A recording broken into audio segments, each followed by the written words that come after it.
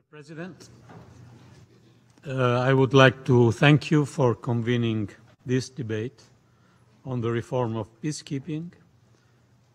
And I also want to thank Moussa Faki and Ramos Horta for their briefings and commend Ethiopia for the resolution that we approved a few minutes ago. I think that this issue involves not only the role of this Council in maintaining international peace and security, but also the role and the reputation of United Nations. The Sustaining Peace Agenda stresses the need for a holistic approach, covering the UN pillars of security, human rights, and development. Secretary General Guterres went even further in his vision with his peace continuum approach, in the strong conviction that a long-lasting peace can only be pursued by adopting a multidimensional approach across the whole cycle of peace, from prevention to, when necessary, peacekeeping, from post-conflict recovery to inclusive national reconciliation and sustainable development processes. We are now called upon to put in place concrete actions so as to effectively implement this approach. Let me highlight Italy's commitments in this regard as a global security provider.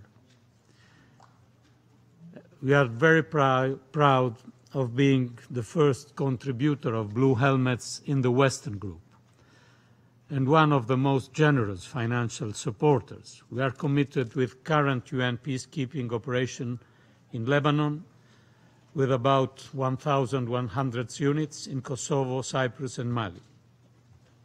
Additionally, Italy has provided capabilities to the UN peacekeeping capability readiness system in terms of maneuver units complemented by enables and qualified training for UN peacekeepers based on high professional and ethical standards. We deem essential to adopt a zero-tolerance policy against those blue helmets who have committed sexual violence. It is not only a matter of full respect of fundamental human rights, but also a matter of UN's credibility. Ladies and gentlemen, the implementation of the Sustaining Peace and Peace Continuum approaches cannot rely solely on member states' efforts and commitments. The Charter of the United Nations already recognizes a key role for regional organization as well.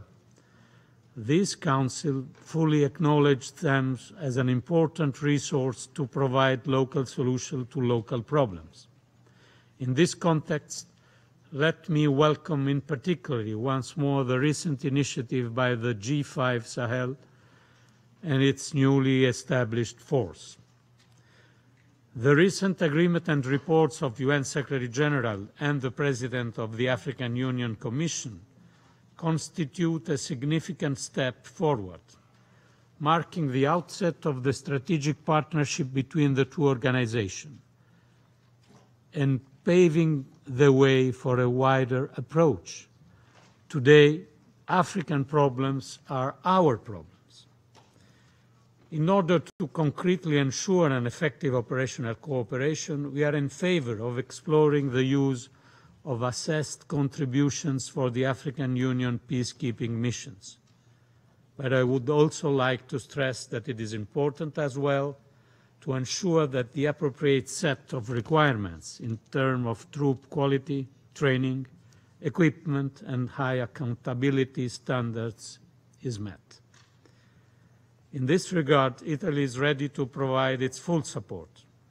Thanks to our Carabinieri and to our defense forces, from Somalia to Afghanistan, from Iraq to Libya, in the Sahel, in the Arab Gulf, in the Balkans, and in Eastern Europe, wherever our assistance is required, we spare no effort to build capacity across the board, from border security to election security, from justice and correction practices to the fight against organized crime and trafficking. We also pay attention to build peacekeepers' capacity to face new emerging challenges, like frequent attacks to cultural heritage.